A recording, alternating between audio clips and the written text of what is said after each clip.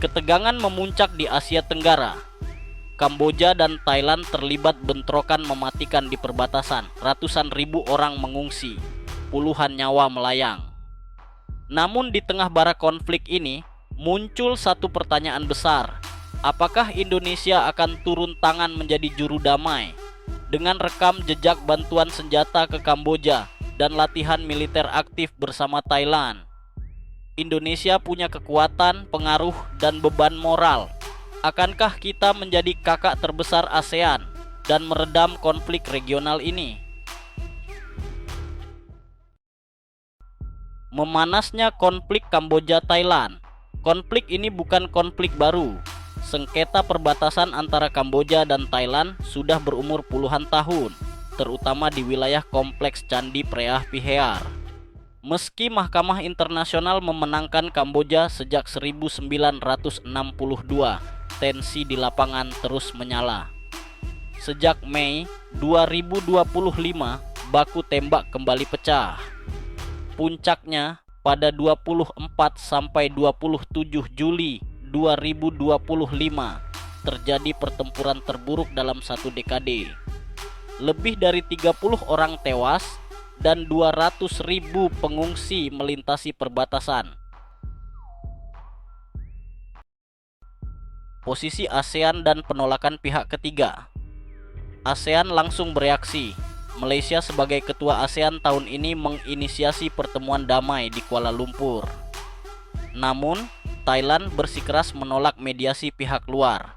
Mereka memilih jalur bilateral, negosiasi langsung, tanpa campur tangan negara lain. Amerika Serikat dan Tiongkok menawarkan diri untuk memfasilitasi, tapi ditolak. Malaysia akhirnya dipilih sebagai mediator karena posisinya netral. Indonesia sampai detik ini belum dilibatkan langsung. Jejak Indonesia di Kamboja dan Thailand. Padahal Indonesia punya keterkaitan erat dengan kedua negara. Tahun 2024, TNI resmi memberikan bantuan senjata ke pasukan elit Kamboja. Puluhan senapan SS-2P5 dan peluru diserahkan langsung sebagai bagian kerja sama pertahanan. Di sisi lain, Indonesia juga memperkuat kerja sama militer dengan Thailand. Latihan bersama digelar tahun 2025, mencakup operasi laut, kontraterorisme, dan bahkan keamanan siber. Dengan kata lain, Indonesia punya koneksi kuat di kedua kubu. Tapi, di balik itu muncul dilema. Bagaimana bisa menjadi penengah jika sudah berpihak lewat bantuan senjata? Indonesia sebagai kakak besar ASEAN. Sebagai negara terbesar di ASEAN, Indonesia sering disebut kakak tertua. Dalam sejarah, kita pernah memediasi konflik internal di Kamboja pada era 1980-an.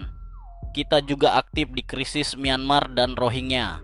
Maka tak heran publik dan DPR hari ini mulai bersuara. Indonesia harus turun tangan. Menlu RI menyatakan keprihatinan dan menyerukan jalur damai. Komisi 1 DPR pun mendorong pemerintah mengambil inisiatif, baik secara langsung maupun lewat ASEAN. Tapi tetap saja tantangan utamanya, Thailand tidak menghendaki mediator baru, dan rekam jejak Indonesia di Kamboja bisa menimbulkan kesan tak netral.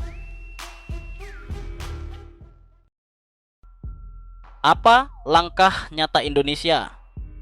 Di tengah kebuntuan ini, Indonesia bisa memainkan peran di balik layar, mendorong perundingan melalui ASEAN, menawarkan bantuan kemanusiaan bagi para pengungsi, bahkan memfasilitasi dialog intelijen atau perwira tinggi secara informal. Peran sebagai juru damai senyap ini justru lebih efektif, tanpa sorotan kamera, tapi berdampak nyata di lapangan.